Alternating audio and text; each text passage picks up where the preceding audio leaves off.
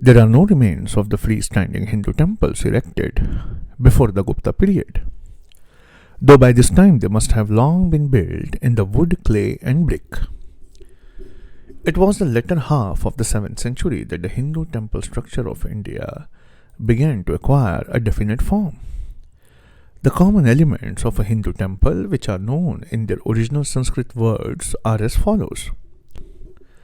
The sanctuary as a whole is known as the Viman, that consists of two parts. The upper part of Viman is called as Shikhara, and the lower portion inside the Viman is called as the Garbhagriha, or the inner sanctum, or the inner chamber where the deity is placed. Shikhara literally means the tower or the spire. It is the pyramidical or the tapering portion of the temple, which represents the mythological Meru or the highest mountain peak. The shape and the size of the tower varies from the region to region. Garbhagriha means the inner sanctum or the sanctum sanctorium, or the womb chamber. Garbh, womb, grih, chamber. It is the nucleus and the innermost chamber of the temple where the image or the idol of the deity is placed. The chamber is mostly square in plan and is entered by a doorway on the eastern side. The visitors are not allowed inside the Garbhagriha in most of the temples. Only the priests, they perform the rituals and the worship. Pradakshina Patha also means the ambulatory passageway or the Pradakshina passageway where they do the circumambulation. It consists of an enclosed corridor carried around the outside of the Garbhagriha.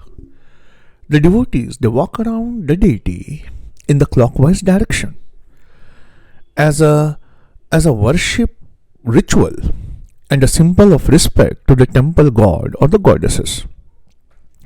Mandap is the pillared hall. It is in front of the Garbhagriha for the assembly of the devotees. Mandap is where the devotees, they sit, they pray, chant, meditate, and watch the priest performing the rituals. It is also known as Natya Mandira, meaning the temple hall of the dancing. In the olden days, there were rituals of music and the dance was performed, and the devotees, they used to sit here and watch the ceremony. In some of the earlier temples, the mandap was an isolated and a separate structure from the sanctuary. Antaral means the vestibule or the intermediate chamber. It unites the main sanctuary and the pillared hall of the temple. So Antaral can be thought of as something which is connecting the Garbhagriha with the Natya Mandira. Ardhamandap means the front porch or the main entrance. It is an annexure to the Mahamandap, or it is an annexure to the Natya Mandira. So starting from the interior side, we first have a Garbhagriha, then we have a narrow vestibule or Antaral, just like the neck, and then we have Natya Mandira or the Mahamandap, where the devotees, they sit and they chant, and then we have an Ardhamandap. Ardhamandap is the front portion which is attached to the Mahamandap. Gopurams means the monumental and ornate tower at the entrance of the temple complex. So imagine a big temple complex from where the devotees are entering in the inner sanctum of the temple. Gopurams are tower-like entrances. Monumental, decorated, watchtower-like Gopuram, huge entrances. Especially they are found in the South India, whereas in the north they are called as Tornas, the typical gateways of the temple, which are mostly found in the North Indian temple. Then there is a Peeth or Pitha. Peeth means the plinth or the platform of the temple. So Peeth or the Pitha is where the base is, and on the top of this particular base there is a Garbhagriha, and on the top of the Garbhagriha we have a Shikhara. The Amlak is the last fluted disc-like stone which is placed at the apex of the Shikhara, and Kalash is the topmost metal structure which is placed absolutely on the top of the Shikhara. The Indian temples were built with all types of materials depending upon availability from the region to region. And some of the earlier structures they were fashioned from the less durable materials such as timber, brick, plaster. The early examples of the Hindu architecture and art have mostly disappeared because they were made in the perishable material. Now, the distinctive architectural styles of the Hindu temples have so developed due to broad geographical climate, cultural, racial, historical, and the linguistic differences in the art of temple making are there. So, if you are having a Nagara style, Dravida style, Vesara style, then the Nagara, Dravida, Vesara, the differences are either because of the geographical or the climate or the cultural or the racial, historical, and the linguistic differences are there. The Nagara is also called as the northern style. The Dravida is called as the southern style. So Nagara is the northern style, the Dravida is the southern style, and the Vesara or the hybrid style, it is seen in the central India, especially in the Deccan. And some great scholars, they consider Vesara style as the hybrid of the Nagara and Dravida. So Indian temples, they symbolize the very ethos of the lifestyle of the people. The panorama of the Indian temple architecture may be seen across at extremely wide chronological and geographical horizon. From the simple beginnings at Sanchi in the 5th century to the great temples of the Kanchi, Tanjavur, and the Madurai, it is a story. The temple architecture development is a story of more than a millennium. There are some very prominent books were written on the art of temple making, and this can be asked as a prelims question. The most prominent book is Shilpa Shastra. Shilpa Shastra, that deals with the subject of temple architecture. And another books are Maya Mata, Manasara, Shilpa Ratna, Kamika Gama, Kashyap Shilpa, and so on. In the majority of this work, the subject is dealt with under the three headings: the geographical distribution and the differentiation between the different styles from the view of shapes and the presiding deities and the castes. The term Nagar, Dravid, and Vesar indicate a tendency to highlight typological features of the temples and their geographical distribution. These terms describe respectively temples that primarily employ square, octagonal, and apsidal ground plans, which also regulate the vertical profile of the structure. Nagar and Dravida temples are generally identified with the northern and the southern temple styles respectively. All of the northern India, from the foothills of the Himalayas to the central plateau of the Deccan, the temples are furnished in Nagara or the North Indian style. There are, of course, certain regional variations which we are going to deal in great detail in the mains analysis of temple making, but there are, of course, certain regional variations.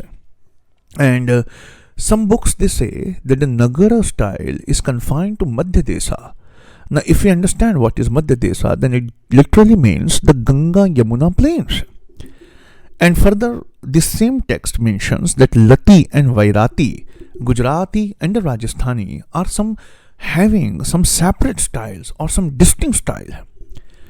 A local manuscript of Odisha recognizes four main types of Odisha style temples. Four main types of the Odisha style temples. So Rekha, Bhadra, Kharkhara, and Gaudiya style. Rekha style, Bhadra style, Kharkhara style, and Gaudiya style. So in the north we have one Nagara style, in the south we have one Dravida style. The mixture or the hybrid of the two is located in the center. We call it as Vesara style. But every state has their own distinct regional characteristics. Well, for example, Lati and Vairati, the Gujarati and the Rajasthani styles are different. And the Odisha style, it recognizes four main types of temple making: Rekha, Bhadra, Kharkhara, and Gaudiya. The Dravida or the southern style, comparatively speaking, follows a more consistent development track and was confined to the most southerly portions of the subcontinent especially between the Krishna River and the Kanyakumari. The term Vesara is not free from vagueness or confusion. Some of the Hindu texts they ascribe the Vesara style to the country between the Vindhyas and the river Krishna. But there are texts placing it between the Vindhyas and Agastya. Now the location Agastya is very uncertain, so generally it is taken that the Vesara style was between the Vindhyas and the river Krishna.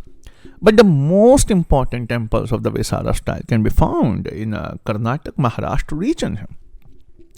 And the Nagara style, they are found in the north, and the southern style is called as Dravida. But this is not a very correct compartmentalized geographical classification. It is rather misleading. Why? Here is an answer. The temples of the Nagara style are found as far south as Dharwad in Karnataka. And those of the Dravidian type are found as far north as Ellora in Maharashtra. So Nagara style that we are saying since the beginning that they are found in the northern style, in the northern area, but it is not very northern. Even till Dharwad in Karnataka we find Nagara style temple. And the Dravidian style which we are classifying as the southern style are not that southern. Even till Ellora in the Maharashtra, that is central India, we find the Dravida style architecture. So a narrow and compartmentalized geographical classification is very misleading. At certain periods, there is a striking overlapping of the major styles. As influences from the different regions, they started mixing or confronting each other. The temple of the early Chalukyas of Badami or Vatapi, whose kingdom was strategically positioned in Karnataka's modern Bijapur, Badami or Vatapi in 7th and 8th centuries, and the Khandariya Mahadev temple in Khajuraho is another striking example where the various architectural elements they combined into an integrated whole. So in the temples of Chalukyas of Badami and in the temples of Khajuraho, you will find not only the Nagaran style, the Dravidian style, but even the Vesara style.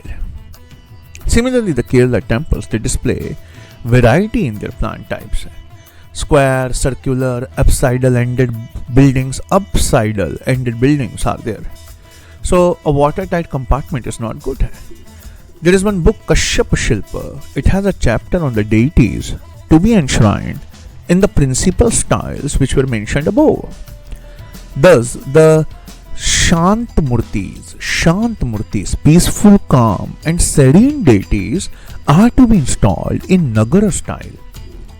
Couples or married deities or moving deities, couple deities, that is married deities, or moving deities, one who are showing a considerable amount of movement, they are to be placed in Veshara shrines. And heroic dancing or enjoying deities are to be placed in the Dravidian style. Shantamurti, Nagara style. Couples, Vesara style. Heroic dancing, Dravidian style. Now the sanctuary, which is the main part, is called as Viman. And Viman, we have seen, has two parts. The top part is called as the Shikhara and the lower part is called as the Garbhagriha or the inner sanctum. And the part surmounting the Viman, that is just above the Garbhagriha, is called the Shikhara. Other very important thing is Mandap or the pavilion where the assembly of the devotees is done. And then there is an Antral. Antral is something which connects the Garbhagriha with the Natya Mandira. And there is a Pradakshina Path that we have already seen. Natya Mandira or the dance hall is sometimes also called as Bhog Mandapa. And this Natya Mandira or the dance hall, it evolved subsequently in the Odissan temples. And we can see some elaborate Natya Mandiras in the famous Sun temple at Konark. The exterior of the Nagara type is characterized by a large decoration. And Dravida style, they are polygonal, whereas Nagara style, they are circular. Nagara style is circular, Dravida style has a polygonal. Often Dravida style has octagonal shikhara, whereas the Nagara style, they has kind of Mount Meru, which is placed on a square. So Nagara has a square Garbhagriha invariably in most of the cases. Dravida has an octagonal Shikhara. And a temple of a Dravida type is also notable that their entry gates or the gopurams, which are placed in between the walls from where you enter into the sanctum of the temple, that towering gopurams or the gates, just like a watchtower, we are going to see why they were made like a watchtowers, is something which is present as a speciality in the south. From the days of the Ganesh Rath of the Pallava times, that we can see in the Mahabalipuram, to the gigantic Brihadeshwara temple of 1012 AD at Kholas, to Thanjavur, and Dravida style took many strides. Now, before we go into the details of every temple, it should be understood that the ecological setting, availability of raw material, also used to contribute to the regionalization. For example, in the relatively heavy areas of rainfall, where the rainfall is very heavy, either on the western coast of India or the Bengal, the temples, they have a sloping tiled roofs, giving rise to kind of a protection umbrella. They have sloping roofs. To overcome the hazards of the snow and the hail, sometimes wooden sloped roofs are also employed in the Himalayan belt. In general, the hotter and the drier the climate, the flatter the roof. Open porches, they provide shaded seating, and pierced stone screens are utilized to filter the light. Some such features are noticeable in the Ladakhan temple of the Chalukyas at Ahiol. And this is how the geography influences your temple making. The Pallava king Mahendra Varman, he was in the early 7th century, Mahendra Varman Vikram Pallav. He is called as a Vichitra Chitta or curious mind because he discarded the conventional perishable materials such as brick, timber, and mortar. And he was the first person who started using monolithic hardest rocks for his cave temples as well as his chariot temples at Mamallapuram or Mahabalipuram. Hard and crystalline rocks, they have an advantage that these temples, they survive for long. But hard and crystalline rocks, they prevent detailed carving, so the temple is without much decoration. Whereas soft and sedimentary rocks, they permit great precision, but they permit great carving. But there is another problem. These temples, they don't survive for as long as the hard temples, they survive. The brick building traditions has continued to survive. Wherever there is an absence of the good stone or the techniques of molding and carving, bricks are very good. In such areas such as Bengal, the brick temples have still survived. Almost no stone temples are found in the Himalayan valleys of the Kullu, Kangra and Chamba. It is obvious that the timber and the brick was used as the dominant form of temple making in these areas. It is believed that through the Vedic period in India, most worship centered around a fire or a yajna or a sacrifice. After this came the simple structures made up of stone and wood. This was followed by the cave structures, which are common in many mountainous terrains. So temples, they evolved from the simple origins to more intricate structures, and they become diverse and complex as the time passed by. When the human being started a deep mastery of the natural resources and there were advancement of technology, engineering and aesthetics, so did the temple also started advancing. As the society advanced, this temple, they also started advancing.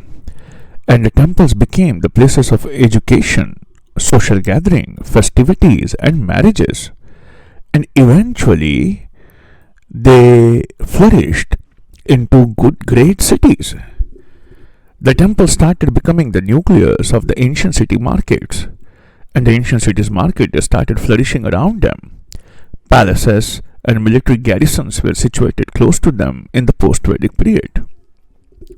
Now, if we start analyzing in the post-Vedic period, then the temple, they are generally They are generally classified into two main types: the North Indian style, which is called as the Nagara, and the South Indian style, which is called as the Dravidian temple. Well, there are many differences in these two styles that we are going to debate. Nagara, or the North Indian style, they have a curvilinear tower. Nagara style temple architecture originated during the Gupta period between 320 and 650 AD. And the Nagara style architecture is found mostly in the north and central India. Whereas there is another Dravidian or the South Indian temple style. It is found as a truncated pyramidal structure, not curvilinear, but a truncated pyramidal structure. The southern style Dravidian temple, they have their genesis during the age of the Pallavas of the Kanchipuram between 600 and 850 AD, and later they were further developed by the Chalukyas of Badami or Vatapi, modern Bijapur in Karnataka, and the Pandyas of Madurai. A third style of temple architecture, which is an amalgamation of the two, and it developed in the Deccan part. And this style of architecture is called as Vesara style. It shows the amalgamation of the Nagara style and the Dravidian style. These temples were also influenced by the Buddhist apsidal chapels, and they evolved during the period of the later Chalukyas. Now we start our exploration from Brihadeshwara temple, which is located in the heart of the Kaveri. So what we are going to do in the course of this lecture, we are going to take a grand temple of every style in order to understand the differences and similarities. Let us start our exploration from the Brihadeshwara temple located at Tanjavur in the state of Tamil Nadu.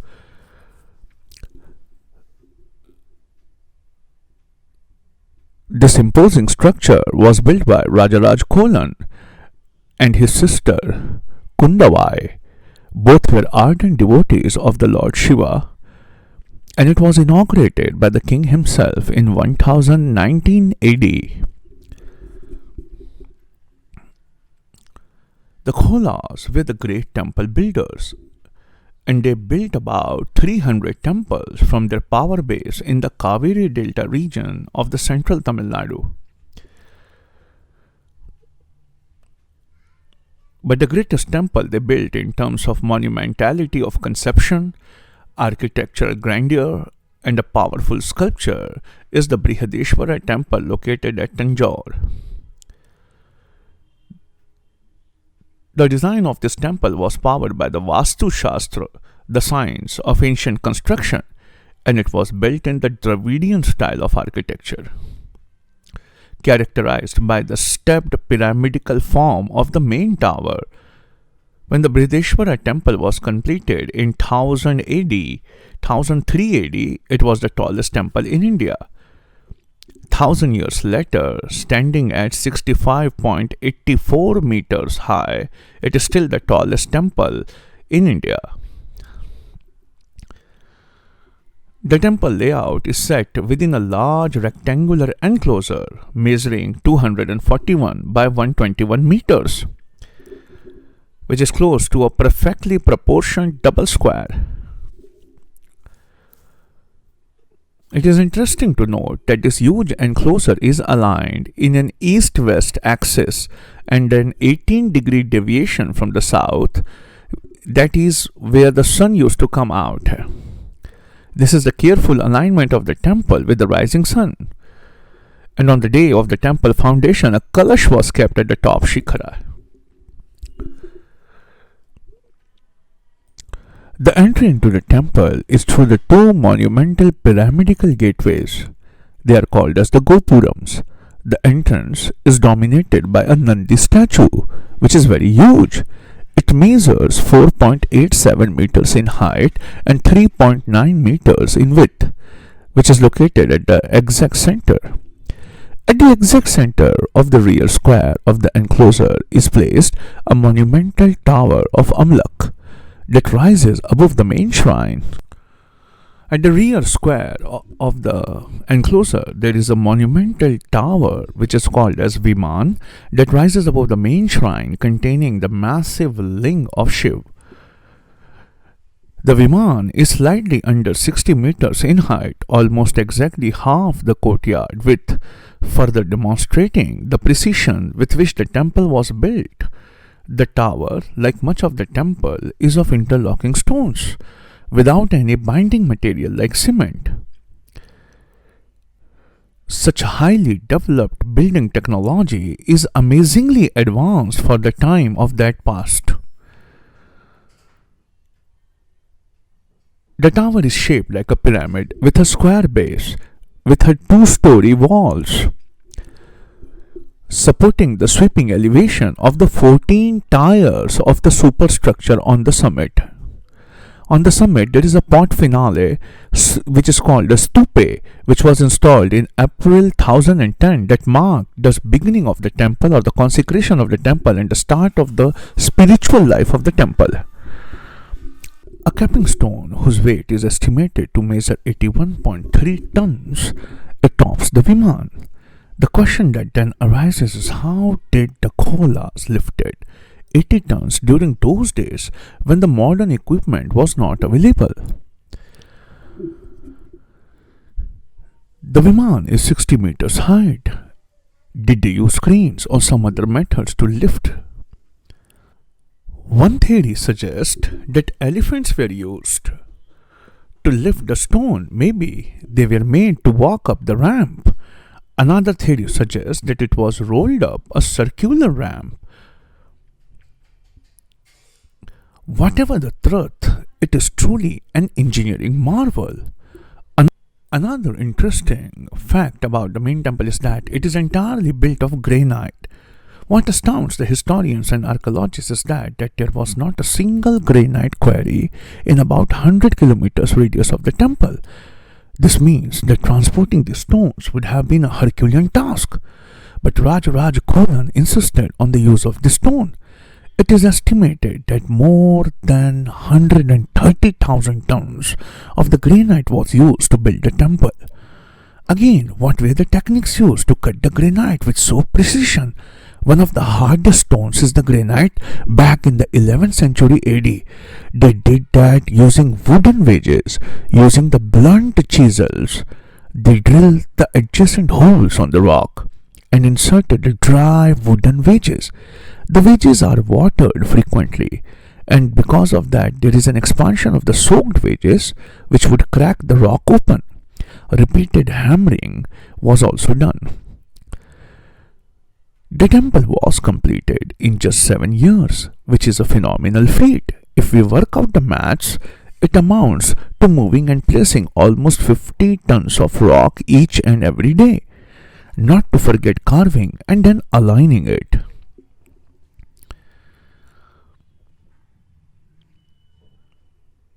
Inscriptions in the temple, they point out towards Kunjan Malan Rajaraja, the parent architect or the chief architect of this temple. His successor has survived to this day, and they practice the art of Vastu Shastra. Before we leave the temple, let us wander around and take the stunning sculptures that adorn these walls. These are the depictions of dancers showing 8180 perfect poses. In Bharatnatyam, there is also an evidence that the temple were a platform for the talented dancers to showcase their talent in the 11th century. The 11th century temples were built on an unprecedented scale. It was not the ancient age but the medieval age when the temples were built across India, and Tanjavur is the one of the best specimens of that particular temple. Now our next stop is Khajuraho in Madhya Pradesh, which epitomizes the Nagar or the North Indian style of the temple building. From the 13th century, the Khajuraho temple lay lost and forgotten till a British army captain D.S. Burt happened to chance upon them in the middle of the 19th century. And this led to the revival of these stunning monuments. There are 3 temple groups: Western group, Eastern group and the Southern group. But we are focusing on the western groups. Khajuraho was one of the capitals of the Chandela kings. The Chandela kings, they ruled from 9th to 11th century AD, and they ruled almost all of what is now today known as the state of Madhya Pradesh and Chhattisgarh. The complex contains about 85 temples, but only 20 are still intact. It is believed that every Chandela ruler built at least one temple in his lifetime.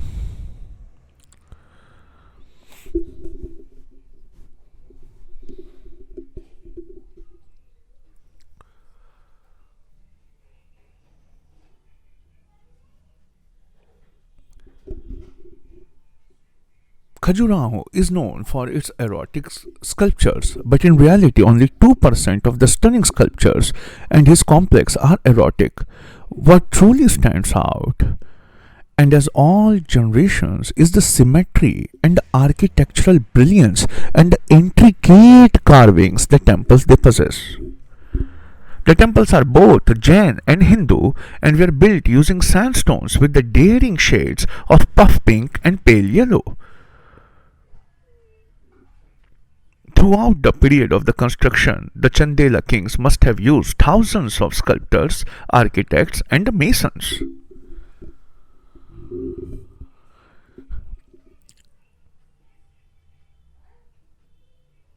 These builders constructed the temples in this complex in the Nagar style of building. Our temple has many groups of building.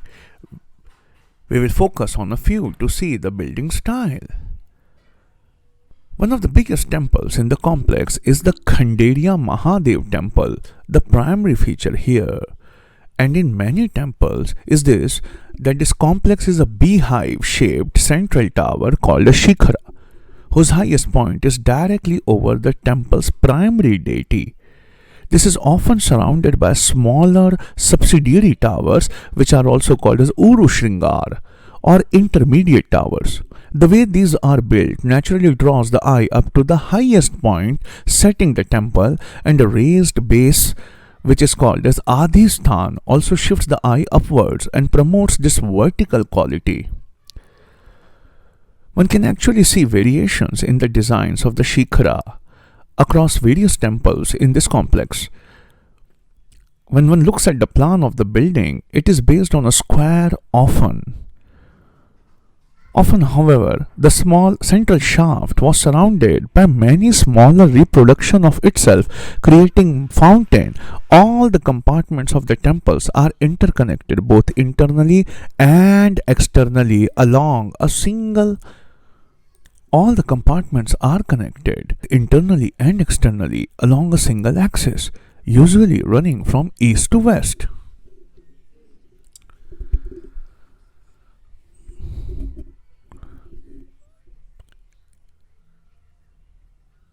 Every temple had the entrance porch called as Ardhamandapam, the vestibule or antral, and the Garbhagriha or the sanctum sanctorium. The plan was inevitably symmetrical, both in the layout and the final structure. The kind of uniformity in temple design created almost a code that could be replicated across the region. And this incorporated a deep understanding of the science of design. Davar in the Nagara temples have decorative arches known as gavash. These are not true arches, in which parts of the arc hold up their own weight. The arches in Khajuraho temple are made by a technique known as corbelling. This is done by letting a successive stones overhang slightly the steps produced by the cobalt construction, and they all are then tuned away to produce a smooth profile. The temple tower is topped by amlak, a stone circular disc, usually with the riches on the rim. It sits atop the temple's main tower. According to one interpretation, the arm block represents a lotus and is a symbolic seat for the deity, and it also symbolizes the sun and thus the gateway to the heavenly world.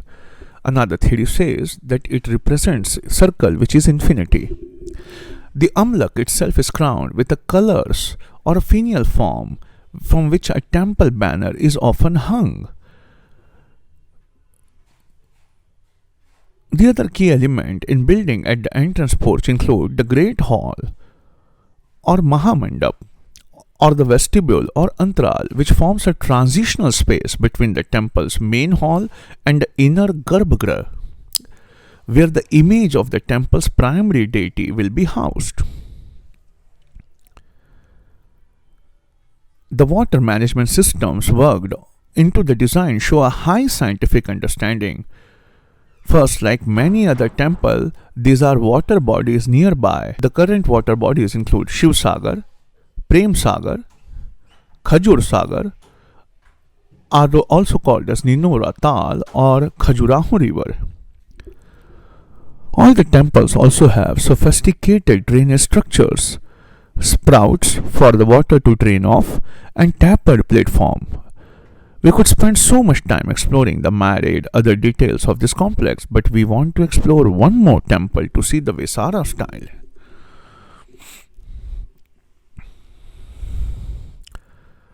The stunning sight of the Hampi along the banks of Tungabhadra river is the last stop in this lecture. The city we know was the capital of the Vijayanagar kingdom, which ruled from 14th to 16th century AD.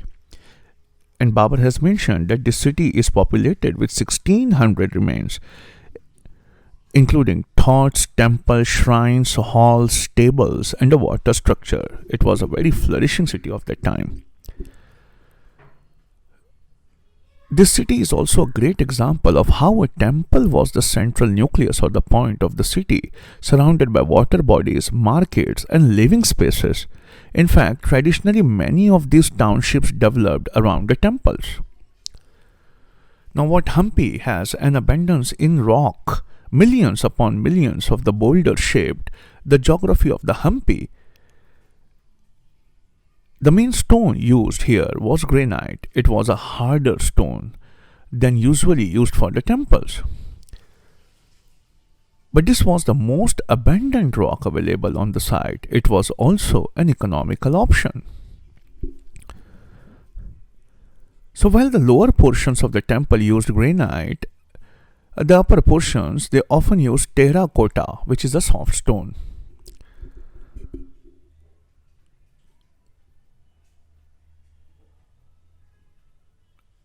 The temple complex has concentric series of rectangular enclosure walls with gopurams, towered gateways, in the middle of each wall.